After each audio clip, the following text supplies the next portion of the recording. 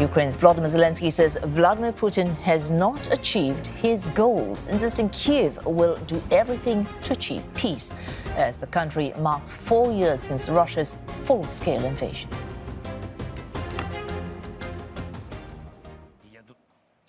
More on this story. Will Denselow joins us live now for CNN. He's on the ground in Kyiv. Will European leaders gathering in Kyiv, reports suggest, praying with Ukraine's leader Volodymyr Zelenskyy.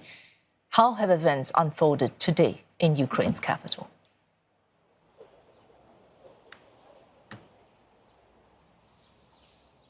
Well, I'm here in Maidan Square, and behind me there is a tribute to those that have lost their lives during this war. People have been coming here, paying their respects, laying down flowers, the clear message that the sacrifice made will not be forgotten. And it's that sentiment that has really been echoed by Ukraine's allies around the world, including a number of European leaders that have travelled here to the Ukrainian capital. We've heard from Ursula von der Leyen, the European Commission President, and Antonio Costa, the European Council President, both saying that Europe's commitment to Ukraine is unwavering.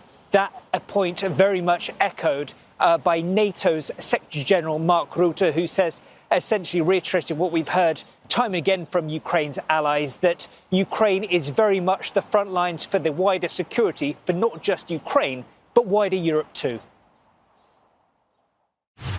NATO stood with Ukraine from the beginning.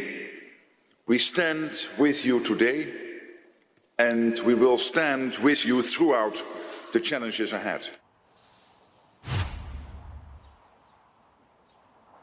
And the UK has pledged over $20 million when it comes to support for Ukraine's energy infrastructure, for humanitarian assistance as well. Other nations making commitments too, but there is a big chunk of this missing. The EU is coming empty-handed when it comes to this 20th round of sanctions that it hoped to be able to place on Moscow in time for this day. There are also real concerns about whether the EU will be able to deliver on a loan package for Ukraine worth over $100 billion.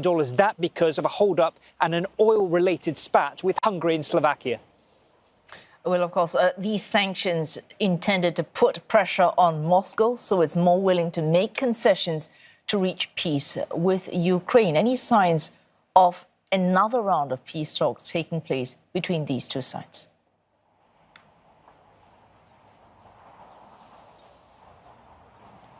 Well, there are reports that we could see another round in the coming few days, but we're hearing strong rhetoric from Ukraine's President Volodymyr Zelenskyy, accusing Moscow again of misinformation, saying that there are various types of weapons that Russia is sending at Ukraine, and that Ukraine will come up with an answer for all of them. So while peace talks may be continuing, there is little in the way of reconciliation between the two sides. Some progress has been made, especially on a mechanism for potentially monitoring any conceivable ceasefire in the future, but major sticking points remain on the political side, issues such as possible territorial concessions, who gets to control the Donbass region in the east of Ukraine, and of course that hugely significant issue of security guarantees. Kyiv want to ensure that even if there is a ceasefire, that Moscow won't have the capabilities to rearm, restock and come back harder